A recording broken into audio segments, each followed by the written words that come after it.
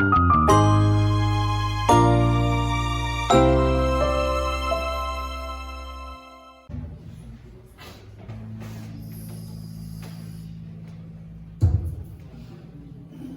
exaltado. Que nós possamos cada dia mais exaltar o nome santo do nosso Senhor e Salvador Jesus Cristo. Amém? Então cante com alegria. Você está aqui para louvar o nosso Deus. Solte a sua voz. Exaltado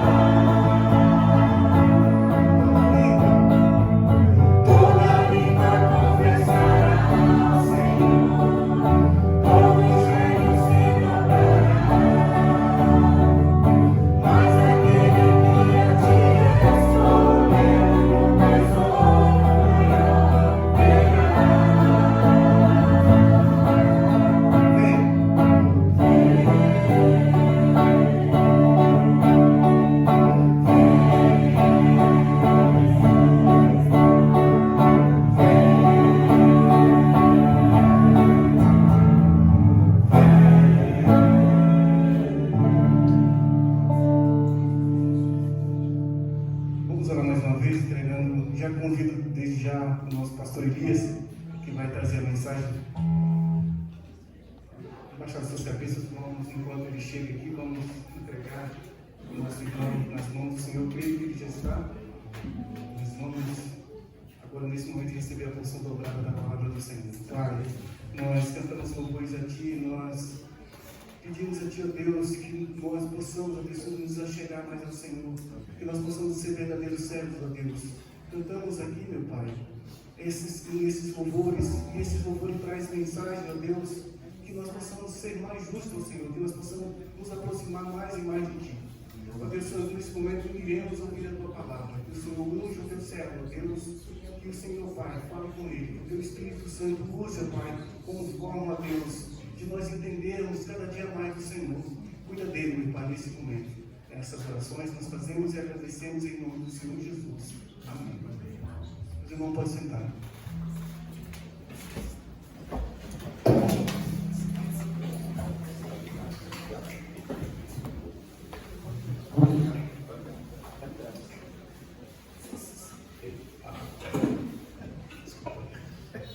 Bom dia, irmãos, graças a Deus. Bom dia. Estamos aqui de novo, né? Para refletirmos na palavra do Senhor.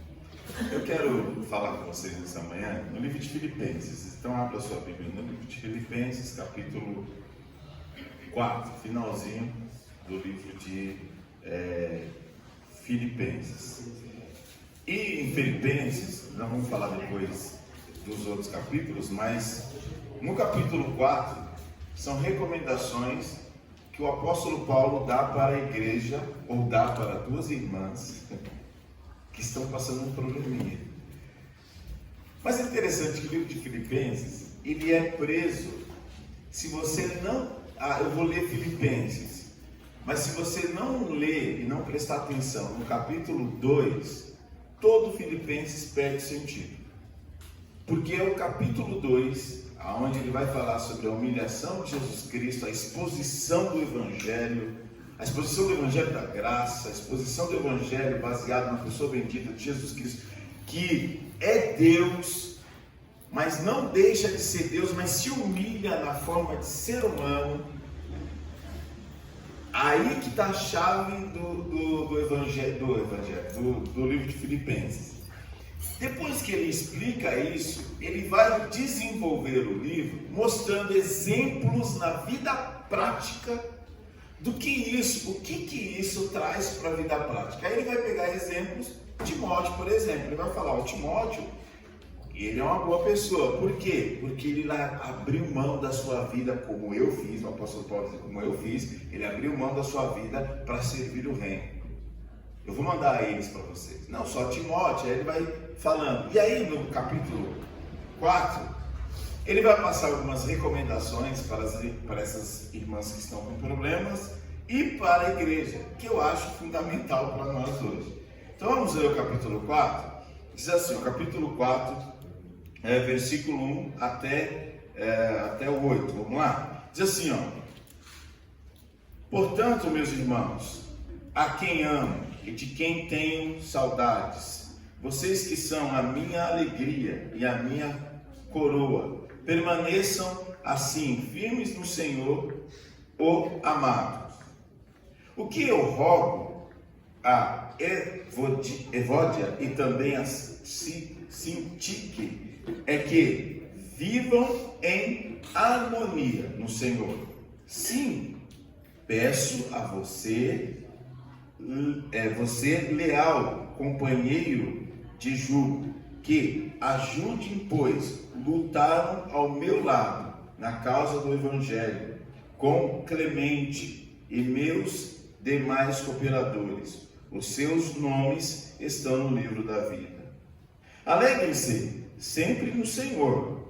Novamente direi, alegrem-se. Sejam a amabilidade de vocês conhecida por todos. Perto está o Senhor. Não andeis ansiosos por coisa alguma, mas em tudo, pela oração e súplica e com ação de graça, apresentam os seus pedidos a Deus. E a paz de Deus, que excede todo entendimento, guardará o coração e a mente de vocês em Cristo Jesus.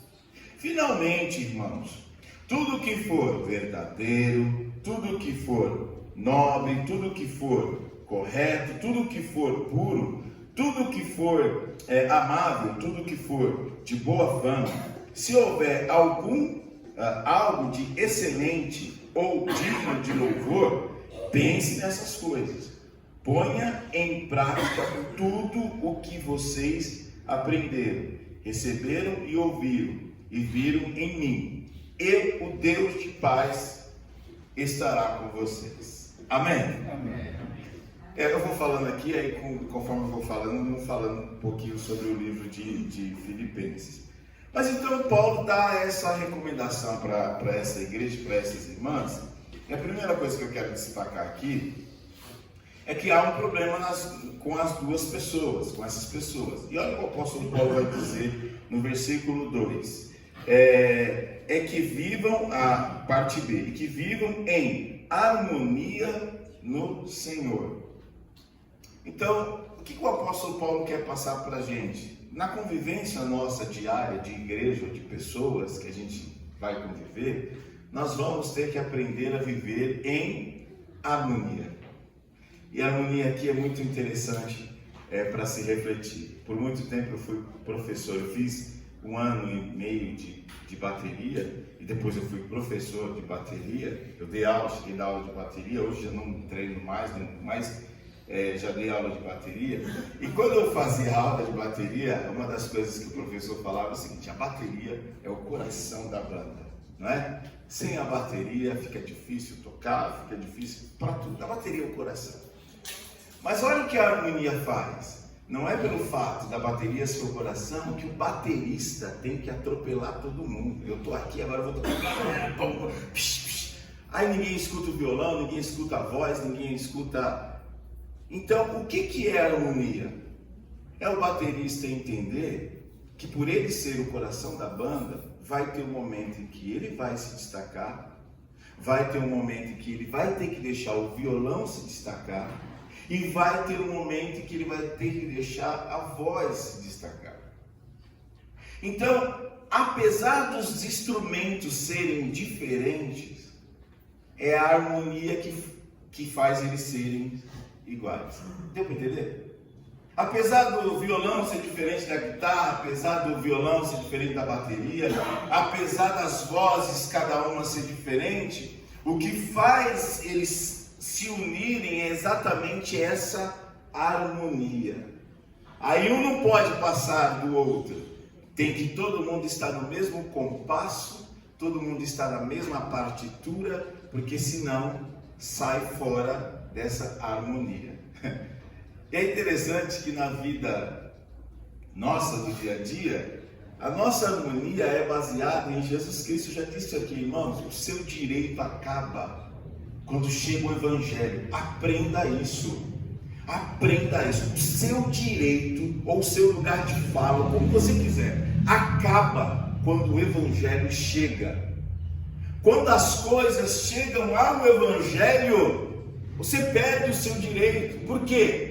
Porque o seu direito agora está no Evangelho. Aí você fala assim: nossa, pastor, mas é isso que o apóstolo Paulo está dizendo. Qual é o problema da carta de Filipenses? É que eles estão valorizando a cidadania romana. Lá havia um monte de soldados, ex-soldados, e eles estavam gloriando o patriotismo. Não, é que nós somos romanos, né? E o apóstolo Paulo assim: olha, eu era cidadão judeu, capítulo 2, capítulo 3, eu era judeu, eu guardava a lei, só que eu fiz tudo isso como esterco. Por quê? O viver para mim é o quê? Cristo. E o morrer também é o quê? Lucro, né? Então, quando acaba, como é que eu vou viver em harmonia com todas as pessoas? É quando eu entender que o que me harmoniza as pessoas é o Senhor Jesus Cristo. O que nos une não é as nossas diferenças, mas o que nos une é a pessoa bendita de Jesus Cristo. Então as minhas diferenças caem por terra quando a harmonia está baseada no Evangelho. O O problema é que a gente começa a criar vários evangelhos. Esse é o problema. O problema é que a gente começa a criar várias formas de ser evangélico. E aí, só que essas formas de ser evangélicos não são bíblicas. E é aí que mora o perigo, e é aí que está o problema. É que e o apóstolo Paulo vai dizer assim, ó, harmonia no Senhor. O que nos une, o que nos faz ser uma igreja, não é porque a igreja tem pessoas altas, baixas, pessoas bonitas, pessoas não bonitas. Não, o que nos une é Cristo Jesus. E a gente precisa deixar isso claro. Isso tem que estar claro. Porque é o seguinte, o que está cheio na igreja hoje é o seguinte: não concordo com você, e principalmente no meio batista, né? Porque essa ideia da nossa liberdade, da nossa democracia, aí a gente não entende nada de democracia. Porque democracia na igreja não é igual democracia lá fora. Democracia na igreja é quando eu estou debaixo do senhorio de Jesus Cristo. E aí você vai levar a sério o que está escrito em Filipenses capítulo 2. Vamos ler, eu preciso ler, porque senão... Filipenses capítulo 2. Olha só. Se por estarmos em Cristo, nós temos alguma motivação, a nossa motivação não é fora de Cristo. A nossa motivação tem que estar em Jesus Cristo. Alguma exortação de amor, alguma comunhão no Espírito, alguma profunda afeição e compaixão, complete a minha alegria, tendo o mesmo modo de pensar e o mesmo amor, um só espírito e uma só atitude. Nada faça por ambição egoísta. Eu já disse aqui, C.S. Lewis, no seu livro Evangelho Puro e Simples, Cristianismo Puro e Simples, olha, dando outro, podia ser, né, Evangelho Puro e Simples. Não, mas o Cristianismo Puro e Simples, ele vai dizer que o pior pecado é o egoísmo. É o egoísmo que nos desfaz, é o egoísmo que destrói igreja, que destrói qualquer sociedade. É isso que está acontecendo no Brasil. E olha só, olha lá, que ele vai dizer, ó, nada faça por ambição egoísta ou por vaidade. Vaidade, na ideia de Salomão, é tudo aquilo que é vago, não tem sentido. Para que eu vou ficar brigando por isso? É vago, meu Deus do céu. Mas, humildemente, considere os outros superior a si mesmo. Aqui. Esse é o papel da igreja. Quando você vai falar com o irmão, você tem que entender. Não é porque, ele é superior. Não, ele não é superior a mim. Não, irmão, você tem que ver uma coisa. Que foi isso que Jesus Cristo fez. No Evangelho, o maior se torna menor. O primeiro é o último. Só que a gente inverte isso. Essa é a ideia. E por que o apóstolo Paulo está dizendo isso? Aí depois ele vai dar o exemplo de Cristo. Ele não está dizendo isso, ele está dizendo o seguinte, quem era Cristo? Deus Todo-Poderoso. Ele saiu de lá, veio para cá e se transformou. Aonde está o pecado? Aonde está a fragilidade de Cristo? Ser humano. O Deus Criador dos céus e a terra, dentro da Trindade, ele não se humanizou, mas Cristo vem e se humaniza. E aí ele vai dizer o seguinte, então você tem que entender uma coisa, o outro é superior a você. Aonde é que está a harmonia? A harmonia está exatamente quando eu entendo. Puxa, meu irmão, eu não concordei com ele, mas assim, é para o bem-estar da igreja, é por causa do Evangelho, estamos juntos. E aqui, claro, não estou falando de heresia, né, irmão? Heresia é claro que ninguém vai concordar. Eu não estou falando aqui de coisas que são descabidas, mas o problema é que a gente deixa o nosso egoísmo, a gente não concorda simplesmente porque a gente não concorda, aí a gente pensa que é a nossa casa. E aí a gente não quer o bem-estar comum da igreja. E aí a gente atrapalha o bem-estar comum de todos. É isso que eu estou falando. Será que se eu abrir mão, se eu não abrir mão, todos não vão viver bem? Não, pastor. Eu não aceito, então tem que ser desse jeito. Lembre-se da harmonia.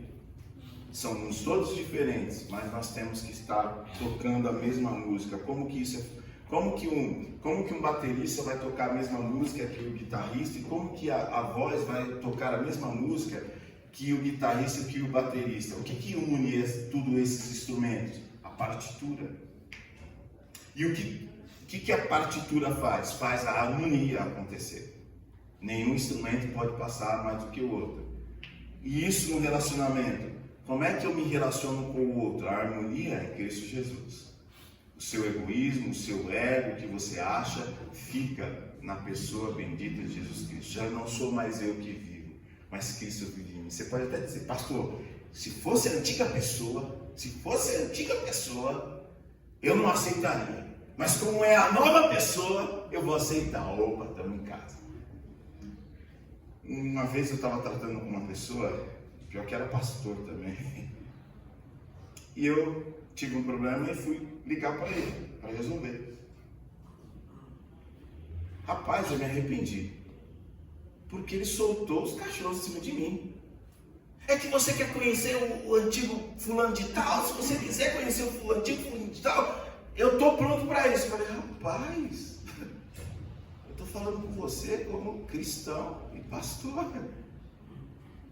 Você tá bem? Aconteceu alguma coisa na sua vida, no contexto da sua vida? Por que você está falando comigo? Se eu fosse um ladrão?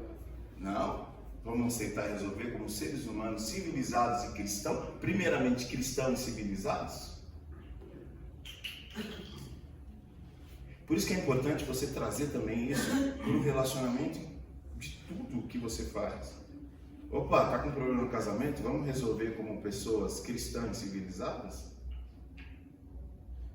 Nenhum é maior, mas o que nos harmoniza é o Senhor Jesus Cristo. Isso tem que deixar claro na nossa vida, em todos os nossos relacionamentos, principalmente na igreja. Mas sabe o que é interessante, irmãos? Por que a gente discorda às vezes na igreja? Porque a gente já discorda no casamento, a gente já discorda na família, a gente já discorda. Por isso que a harmonia é muito importante. A harmonia no Senhor. Em segundo, o apóstolo Paulo vai passar essas recomendações. E olha só o versículo 3. Sim, peço a você, legal companheiro de jugo, que ajude, pois lutam ao meu lado, na causa do Evangelho, com Clemente e meus demais cooperadores. Os seus nomes são o livro da vida, é o 4. Alegrem-se sempre no Senhor. Novamente direi, alegrem-se. Alegrem-se. Olha que coisa interessante. Então, a segunda coisa que eu quero compartilhar com vocês é a alegria. Mas vamos refletir aqui. O apóstolo Paulo está preso nessa carta. O negócio não está nada bom para ele. Irmãos, vamos ser sinceros. Alguém te liga e você está ruim, triste, aí essa pessoa quer um conselho seu, aí te liga. Aí você está ruim, você fala, ixi, rapaz, eu sou bem. Não, vai procurar outro que eu também não estou bem, não. Mas olha só o que o apóstolo Paulo está falando para a igreja. Alegrem-se. Mas eu estou preso, tá? Ó, eu estou preso, mas eu estou alegre porque vocês me ajudaram aqui. E a prisão que o apóstolo Paulo estava é uma prisão máxima, é uma prisão romana, sendo torturado. Mas ele está dizendo para a igreja, alegre-se. Isso aqui é interessante, porque quem se alegra, porque a alegria é que a gente torceu, a alegria não está vinculada, não poderia estar vinculada ao que eu tenho ou ao que eu sou. A alegria nossa cristã tem que estar vinculada ao que Deus fez e ao que Deus é para nós. E é isso que o apóstolo Paulo mostra. E isso que é boas novas. O que é boas novas? Boas novas é o seguinte: todos nós somos pecadores. Por que o Evangelho fez tão sentido na época lá de Jesus? Porque todos nós éramos devedores a Deus, tínhamos uma dívida enorme com Deus, a ira de Deus estava sobre nós, Deus tinha todo o dever de nos destruir. E o que é boas novas? Vem Jesus e diz, eu paguei a dívida, eu morri por vocês. Olha, vocês eram inimigos de Deus, vocês não deveriam estar aqui louvando e adorando a Deus. Só que tem um porém, Eu entrei na história da vida de vocês, paguei a dívida e agora todo mundo pode se assentar nos lugares celestiais e louvar esse Deus. Isso é as boas novas. E é isso que deve alegrar o nosso coração. É que a gente confunde, a gente pensa assim, não, eu sou evangélico, mas se eu for evangélico e ter uma vida de perseguição, Deus não está comigo. Não, mentira. Não, se eu for evangélico e for rico, Deus está comigo. Não, mentira. Por quê? Porque ser evangelho, ou ser evangélico, ou ser seguidor de Jesus Cristo, a sua alegria não está nos bens, nas coisas materiais. A sua alegria está no fato de que a sua dívida está paga. Qual era o problema da humanidade? Pecado. Aonde é que se resolve o pecado? Nas boas novas de Jesus Cristo. Amém? Amém. Essa é a alegria que devemos ter. Então, quando você estiver lá cabisbaixo, está tudo dando errado, não consigo pagar, lembre-se de que a alegria sua não está nessas coisas, mas a alegria sua está exatamente no fato de Jesus pagar a sua dívida. E por que isso é importante? Por que o apóstolo Paulo, mesmo preso, está falando para a igreja se alegrar? Porque, irmãos, quando você demonstra alegria no fato de que o evangelho é a resposta que você precisa para a sua vida, você está mostrando confiança em Deus. E lembra-se que uma das palavras para definir fé é confiar em Deus. Imagine você, a circunstância está toda negativa. O apóstolo Paulo vai dizer isso no final do capítulo. Posso todas as coisas naquele que me fortalece. Imagine você, as circunstâncias estão todas negativas, mas você está alegre. Está alegre não porque as circunstâncias definem a sua alegria, mas você está alegre porque o evangelho definiu essa alegria. Por isso que ele está dizendo, alegre-se em quem? No Senhor. Alegre-se no Senhor. Eu sei que nós somos seres humanos e a gente normalmente troca de carro. Estou alegre, por quê? Porque eu troquei de carro. Por quê? O meu carro antigo não tinha um ar-condicionado, esse tem. Aí passa um tempo, esse ar-condicionado já não está legal, esse carro já não está legal. Aí troca de carro de novo, aí pega um carro maior. O carro tinha ar-condicionado, mas era pequeno. Aí pegou um carro maior.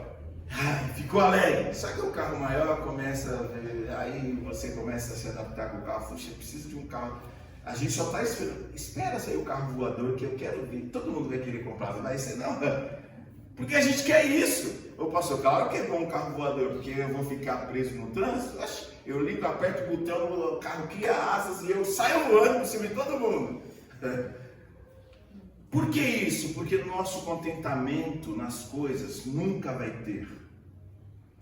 Você pode trocar de carro, você pode trocar de casa, o seu contentamento não é isso. O seu contentamento deve ser no Senhor, que salvou a sua vida. A sua alegria tem que estar no fato de Jesus ser o seu Deus. O seu sentido de vida tem que ser no fato de que Deus é Deus e que te ama. Não pode ser as coisas passageiras dessa terra, porque as coisas passageiras dessa terra, elas vão passar. Passará os céus e a terra, mas as minhas palavras não vão te passar. Então, onde que está a minha alegria? No fato do Senhor me salvar. Isso é o Evangelho. E aí, em terceiro, o apóstolo Paulo então fala da harmonia, fala da alegria, e aí ele vai passar uma recomendação. Não andeis ansiosos, versículo 6. Não andeis ansiosos por coisa alguma, mas em tudo, pela oração e súplica, e com uma ação de graça, apresente seus pedidos a Deus. E a paz de Deus, que excede todo entendimento, guardará o coração e a mente de vocês em Cristo Jesus. Não andeis ansiosos. E aqui é interessante. Pastor, é porque a gente não entende. Quer dizer que eu não posso ter ansiedade? Não. Não é que você não pode. Deve ter. Você fala, irmãos, a ansiedade ela não é de toda negativa. O que a Bíblia está recomendando, não andeis. É diariamente. Tudo que é diário, tudo que é permanente, é problema. A ansiedade tem muito a ver com medo, não tem? É pecado ou é errado você sentir medo? Sim ou não? Não. Não. Por quê? Às vezes ele te protege, alguma coisa. Porque o medo é a sua proteção também. Isso ontem no trânsito. O medo é a sua proteção. Então, é errado você sentir medo? Não. Agora, onde está o erro? Em tudo que você for fazer, você sentir medo. Aí sim. É a mesma coisa a ansiedade. É problema você ter ansiedade? Não, é normal. Eu fui fazer, estou lá no seminário fazendo um concílio, aí eu fui fazer o exame do concílio na quinta-feira. Falei, pastor, que negócio ruim, viu? Eu passei o dia inteiro no banheiro, eu passei o dia inteiro ansioso, não consegui dormir. Mas isso é normal, porque é uma coisa que você vai fazer que é grande demais e merece sua atenção. Agora, qual é o problema? Andar ansioso todo dia. Tem que trabalhar. Fica ansioso. Fica ansioso. Não, então o que Paulo está dizendo, não andeis ansioso. Porque o fato de você estar ansioso é sinal que você está com medo. É um medo permanente. E o medo é uma demonstração de falta de confiança, de falta de equilíbrio. Então, o que eu preciso, o que o apóstolo Paulo vai recomendar? Então, não andeis ansioso, mas o que você faz? Vá orar, meu irmão. E tira da sua cabeça que a oração Deus é obrigado a responder, porque Ele não é. Qual é o papel real da oração, biblicamente? É trazer paz para o seu coração. É entender que Deus, mesmo que tudo dê errado, mesmo que a resposta seja não, Deus vai trazer paz para o seu coração, porque isso que é mais importante.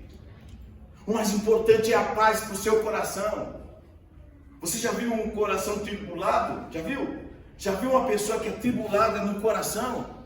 Não consegue prestar atenção, não consegue conversar, não consegue, porque é tribulado, não consegue. Você tem que falar para ela, calma, tranquilize. E o que a Bíblia fala, que a oração, por que nós devemos orar? Porque Cristo vai trazer paz para o seu coração. Amém. Lembra do Salmo, ainda que eu andasse pelo vale da sombra da morte? Aí se você continuar lendo, o apóstolo Paulo vai dizer, posso todas as coisas naquele que me fortalece. Essa é a ideia.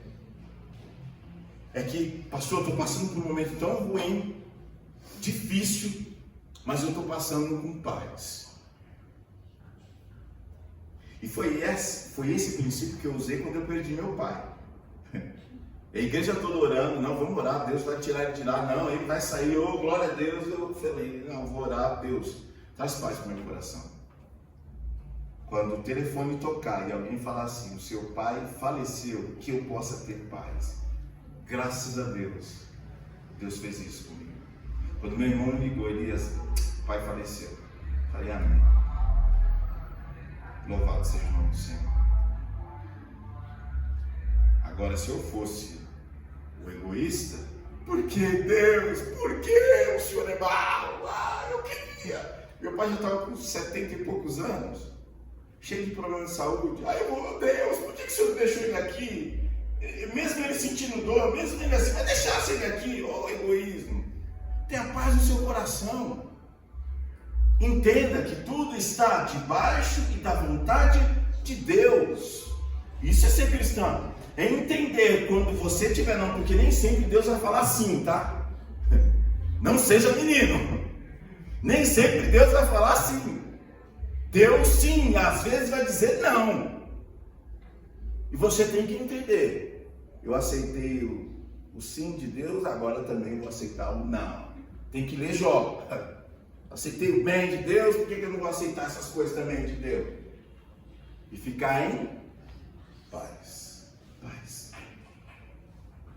Essa paz que nós estamos precisando. E como que essa paz vem? Com oração. Então, estou com problema na justiça. Vai orar, não para Deus mudar o juiz. Ou egoísmo, hein? Não vou orar porque Deus entra lá e Deus toca no juiz. Não, irmão. Deixa o juiz, se for juiz mesmo, né? Se for juiz de bom caráter, né? Deixa o juiz julgar. Você tem que orar para Deus trazer paz, não para Deus manipular o juiz. Porque você tem que entender que tem coisas que são do mundo mesmo. Aí você fala, não, é uma injustiça. Ué, mas Jesus passou justiça ou passou injustiça? Difícil falar, né? Jesus passou justiça ou injustiça? E o que a Bíblia recomenda para nós? Jesus disse o que para nós? Que nós deveríamos ser maior do que Ele? Assim como me perseguiram, vão perseguir vocês. E aí, sabe o que a gente quer? A gente quer um mundo perfeito. Ó, eu sou crente, eu cheguei um crente aqui, tá? Respeita, não fala palavrão, não olha para mim, muda de roupa, a gente quer esse mundo perfeito. Não, só que tem um porém, entenda, tenha paz no seu coração. O mundo não vai ser do jeito que eu e você queremos. Mas tem uma coisa, no mundo, se você tiver Deus no coração, aí sim, você vai entender esse mundo todo perverso, todo tribulado, com paz no coração. Com paz no coração. Então, viva na harmonia do Senhor, se alegre no Senhor, e não ande ansioso. Troque a ansiedade pela oração, porque a oração vai trazer paz para o seu coração. Não é que Deus vai responder todas as suas orações, porque a gente tem isso. A gente tem esse negócio, não, eu vou orar e Deus parece, não, vou orar aqui agora. Não, entenda, você vai orar. Mas se Deus responder sim ou não, entenda, tenha paz. E depois, finalizando, tudo que for verdadeiro, tudo que for amável, né, tudo que for, se há um louvor, é isso que eu tenho que gastar o meu tempo. Não gaste tempo com coisas inúteis. Principalmente no mundo de hoje que a gente vive. Gaste seu tempo com coisas produtivas. Irmãos, como nós estamos, e é interessante, né? Como nós estamos, a gente valoriza tudo, menos o tempo. Já percebeu? Só que tem um porém, o tempo não volta mais. Passou. Esse é o resquício das pessoas mais velhas, né? Eu fico falando assim, oh meu Deus, se eu tivesse a idade do meu filho hoje, 19 anos, com essa cabeça, mas não tem como. Mas por que a gente pensa assim? Porque às vezes a gente perdeu muito tempo com muita coisa boba. Muita coisa boba. Eu posso dizer, não, peraí, faz uma seleçãozinha aí. Isso é louvável? Isso é verdadeiro? Isso é puro? Isso vai te levar para onde? Para que você está gastando tempo com isso? Para que você vai ficar no Instagram lá passando aqueles monte de vídeo lá que os caras fazem tudo para lucrar? Para quê? Para que você vai gastar tempo com TV aberta ou com televisão, com coisas que não vai te passar nenhuma mensagem? Para quê? Não, tudo que for louvável, verdadeiro, tem um critério. Aí sim, gasta um pouquinho do seu tempo nisso. E aí sabe o que acontece? Aí a gente gasta tempo com isso, mas não gasta tempo com a família, não gasta tempo com a pessoa, não gasta tempo com a igreja, mas a gente gasta tempo com isso. Não é que hoje tem futebol, pastor. É mesmo, hoje tem futebol, né? Não, pastor, é que hoje tem futebol. Não dá para mudar o horário do culto, não. É louvável você ver lá Corinthians e Palmeiras? Que nós possamos ouvir o que o apóstolo Paulo está dizendo para o nosso coração. Que nós possamos entender, irmãos, que tudo na nossa vida, o sentido é Cristo. Tudo, absolutamente tudo. Viver em harmonia por causa de Cristo. Viver em alegria por causa de Cristo. Não viver ansioso é porque eu tenho que viver uma vida de oração. E eu tenho que gastar tempo com aquilo que é louvar Cristo. Amém. É o que o apóstolo Paulo vai dizer em Filipenses. Viver é Cristo. Isso é fácil? Não, porque o mundo tem um monte de atrativos para nós, principalmente agora. Antigamente os atrativos, você tinha que sair da sua casa para ter um atrativo. Hoje não, o mundo está na sua casa através do seu celular. Então hoje é muito difícil. Você ter a atenção de uma pessoa é muito difícil hoje. É interessante. Aí esse dia eu fui num restaurante, aí você vai no restaurante, é um casal sentado assim, e com o celular. Aí comendo. Eu falei, mas não tem diálogo? Não. Vamos orar. Deus, que a tua palavra possa dar fruto no nosso coração. Que possamos viver essa harmonia que é somente do Senhor. Nos ajude, Senhor, a se alegrar no Teu Evangelho e não nas nossas perspectivas do mundo. Nos ajude também, Deus, a vivermos, não vivemos ansiosos, mas nos ajude a termos uma vida de oração para que o Senhor possa trazer paz para o nosso coração. Apesar do mundo tribuloso, apesar do mundo estar em um nível tão decadente, nos ajude a encontrarmos paz no Senhor. Nos ajude, Deus, a valorizar aquilo que devemos valorizar. Nos ajude, Deus, a prestarmos atenção naquilo que devemos prestar atenção, que é a Tua palavra, que é exatamente as coisas que provêm do Senhor. Nos ajude, Deus, a sermos os Teus servos, independentemente das circunstâncias. Não é as circunstâncias que podem determinar se nós vamos sorrir ou se vamos chorar, mas o que determina é exatamente o Teu Evangelho, as boas novas do Teu Evangelho. É isso que eu te peço para a Tua igreja nesta manhã e já te agradeço em nome de Jesus para todos sempre. Amém.